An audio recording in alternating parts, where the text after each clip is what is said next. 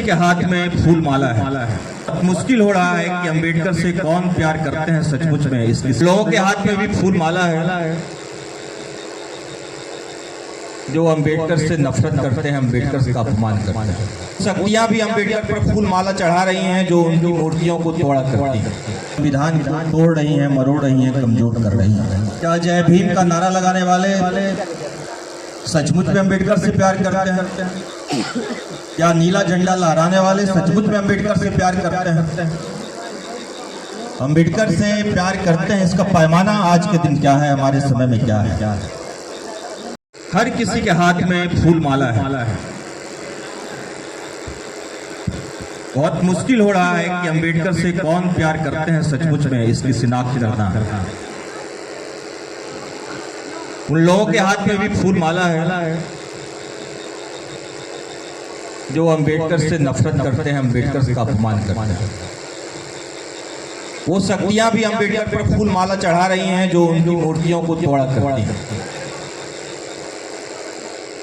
वो ताकतें भी अंबेडकर को अपना बता रही हैं जो संविधान को तोड़ रही हैं, मरोड़ रही हैं, कमजोर कर रही हैं। इसलिए इस दौर में आज के दिन ये शिनाख्त करना वाकई मुश्किल है कि सचमुच में अंबेडकर से कौन प्यार करता है। क्या जय भीम का नारा लगाने वाले सचमुच में अंबेडकर से प्यार करते हैं? क्या नीला झंडा लहराने वाले सचमुच में अंबेडकर से प्यार करते हैं? अंबेडकर से प्यार करते हैं, इसका पैमाना आज के दिन क्या है, हमारे समय में क्या है?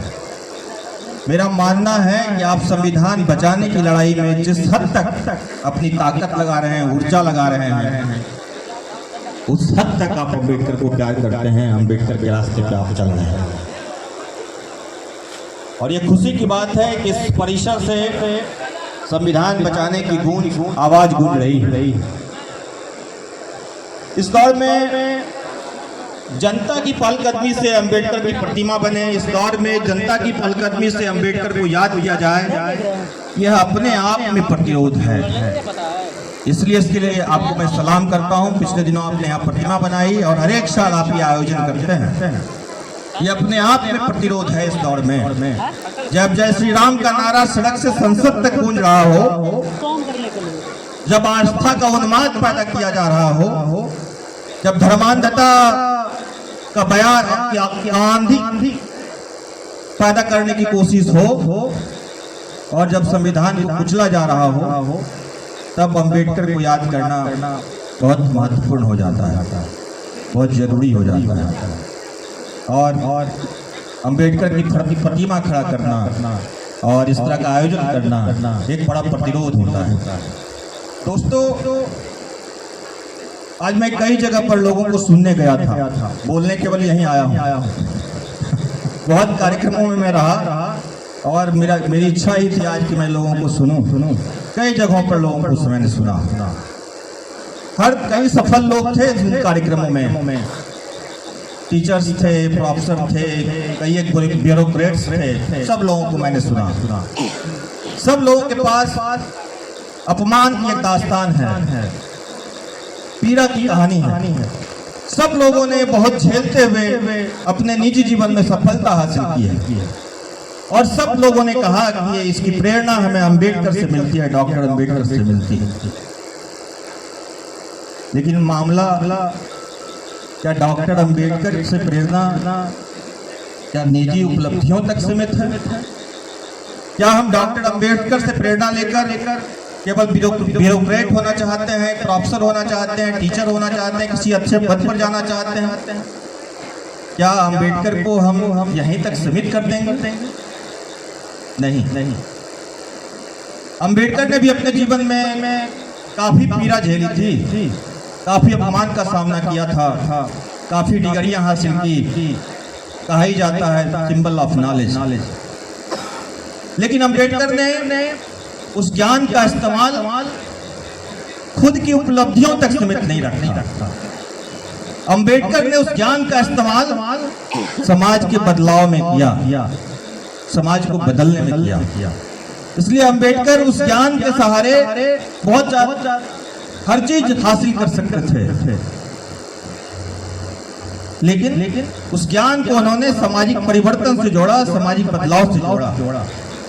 और इसलिए जब अम्बेडकर को हम आज याद कर रहे हैं तो उनकी डिग्रियों की वजह से याद नहीं कर रहे हैं, उन्होंने काफी कुछ लिखा इस वजह से याद नहीं कर रहे हैं। ये सारी चीजें बहुत महत्वपूर्ण हैं, वो आपको निजी जीवन में आगे बढ़ने की प्रेरणा देते हैं, यह भी बहुत महत्वपूर्ण है, लेकिन सबसे ज्यादा महत्वपूर्ण है उन्होंने अपने ज्ञान को सामाजिक बदलाव में लगाया, सामाजिक परिवर्तन में लगाया। दोस्तों, इस परिसर में हम बात कर रहे हैं, विश्वविद्यालय परिसर है, ज्ञान सामाजिक उत्पादन। और जब वो ज्ञान हम लेते हैं और जब यूनिवर्सिटी, सरकारी यूनिवर्सिटी कॉलेज के भीतर लेते हैं, ये सरकारी यूनिवर्सिटी कॉलेज इस देश की जनता के पैसे से चलता है, तो ज्ञान का जो सामाजिक चरित्र है और इस यूनिवर्सिटी कॉलेज जो जनता के पैसे से चलता है, तो ये हमारी जवाबदेही बनती है कि हम समाज को वापस करें, पे बैक टू सोसाइटी। और पे बैक टू सोसाइटी जब हम बोलते हैं तो पढ़े लिखे लोग, अच्छे पदों पर गए हुए लोग समाज पर कोई एहसान नहीं करते, बल्कि इस दौर में अपने समय में वो एक मनुष्य होने की भूमिका निर्वहन कर रहे होते हैं, अपने मनुष्य होने का वो प्रमाण दे रहे होते हैं कि हम सचमुच में इस दौर में अच्छे मनुष्य हैं। दोस्तों, और डॉक्टर अंबेडकर ने भी जब शिक्षा पर बात की, खासकर दो बड़े नायक हैं इस देश में और छात्र राजनीति के दौर में, छात्र जीवन में जो बहुत हम लोगों को प्रेरित करते रहे, भगत सिंह और डॉक्टर अंबेडकर।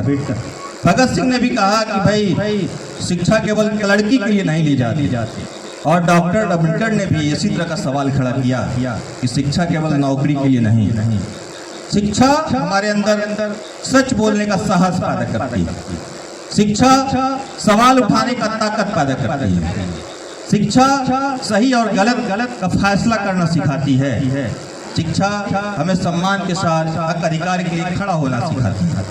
शिक्षा इसलिए है, और जब इस विश्वविद्यालय में आज हम बात कर रहे हैं छात्रों के बीच, तब ये सवाल उठता है कि आज हम वैसे दौर में जब स्कूल बंद हो रहे हैं, कॉलेज और विश्वविद्यालयों को बंद करने की तैयारी चल रही है, इस देश में बड़े पैमाने पर मंदिरों का निर्माण चल रहा है, तब हमारे सामने चुनौती क्या है, हमारी भूमिका क्या है?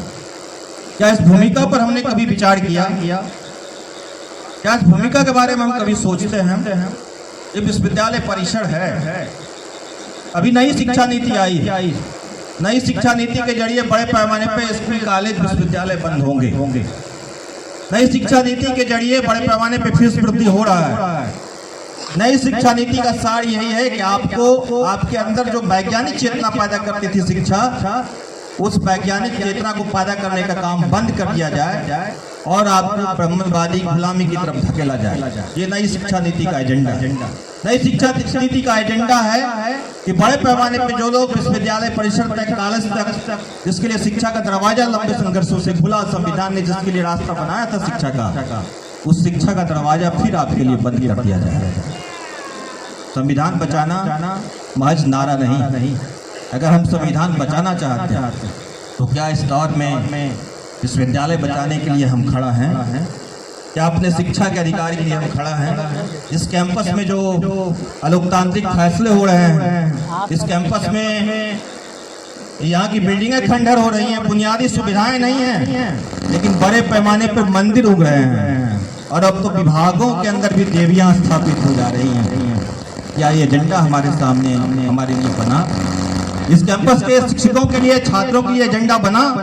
मैं इस कैंपस के शिक्षकों से भी बहुत गुस्ताखी के साथ पूछना चाहता हूँ कि इस यूनिवर्सिटी के सेकुलर कैरेक्टर पर हमला हुआ, यूनिवर्सिटी के अंदर ब्राह्मणवाद को स्थापित करने का एजेंडा के तहत सरस्वती की प्रतिमा स्थापित की गई।